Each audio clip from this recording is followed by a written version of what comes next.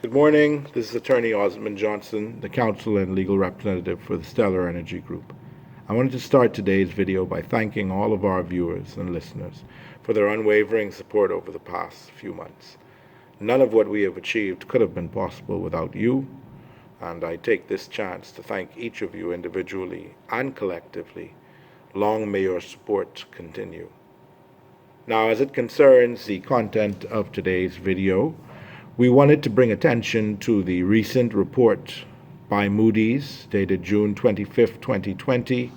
And if any of you are not aware, Moody's is an international credit ratings agency which provides reports periodically on all countries.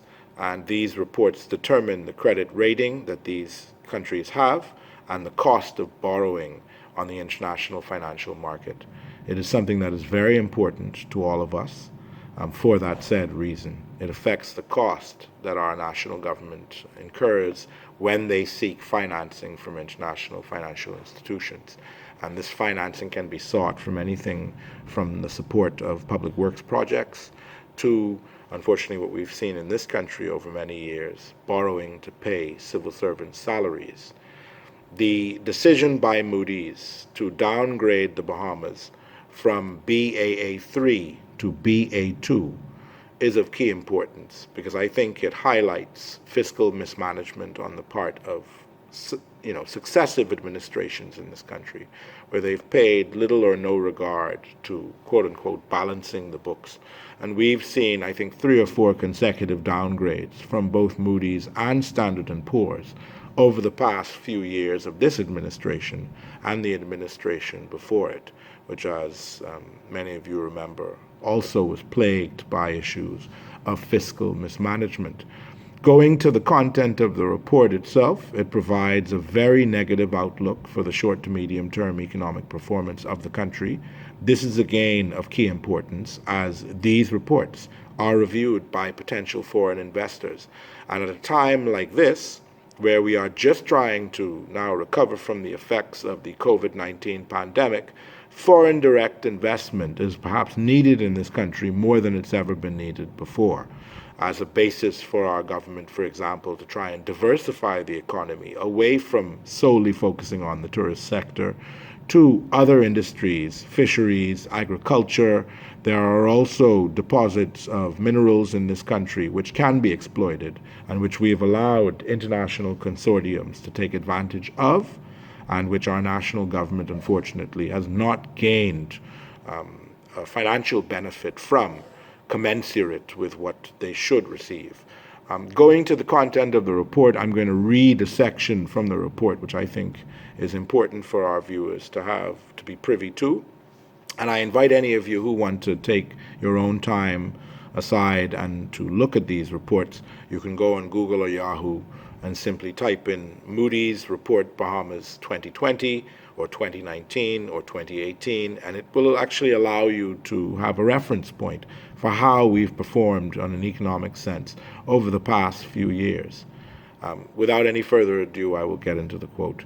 And I quote, "The negative outlook reflects Moody's expectation that given the severity of the coronavirus shock, the government's credit profile will continue to be exposed to downside risks related to the recovery of the tourism sector.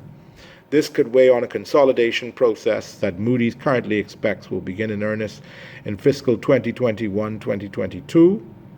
Additionally, given its higher borrowing requirements for fiscal 2020-2021, the government could face more pronounced liquidity challenges than currently expected.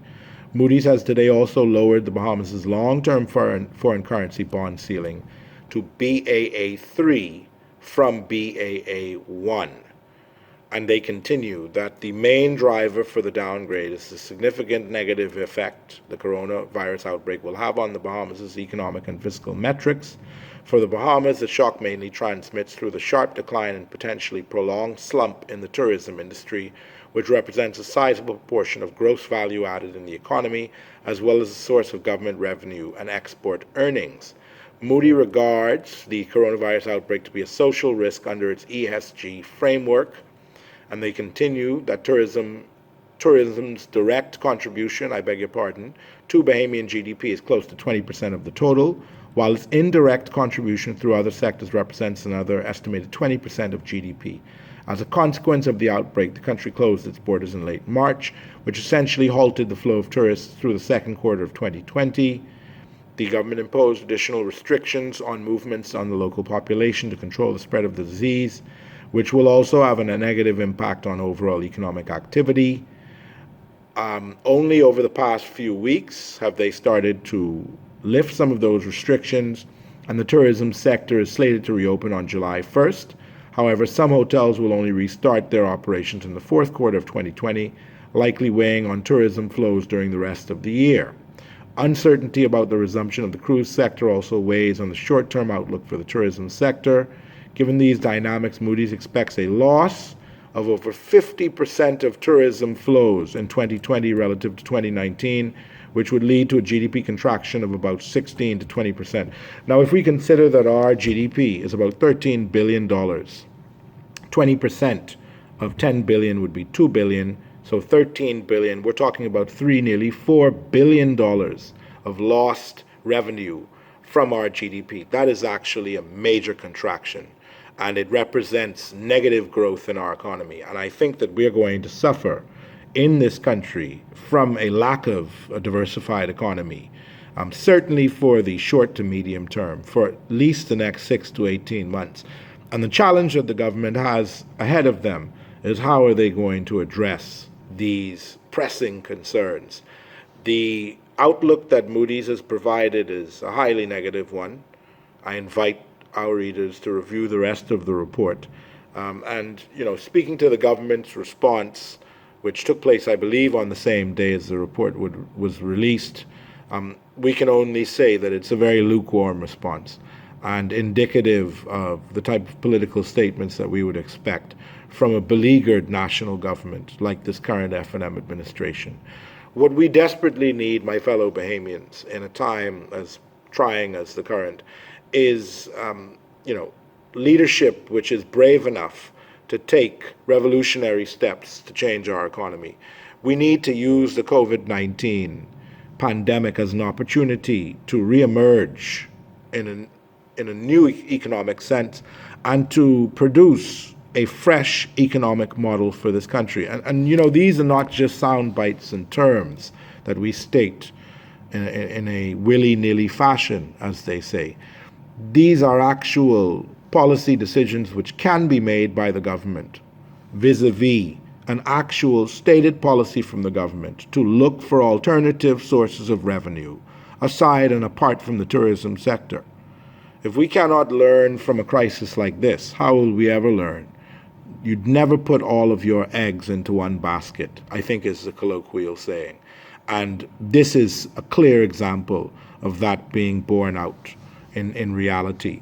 And, we need, as I've said before, to see real governance on issues just like this. The country cannot afford to be continually downgraded every few months, as has been the case.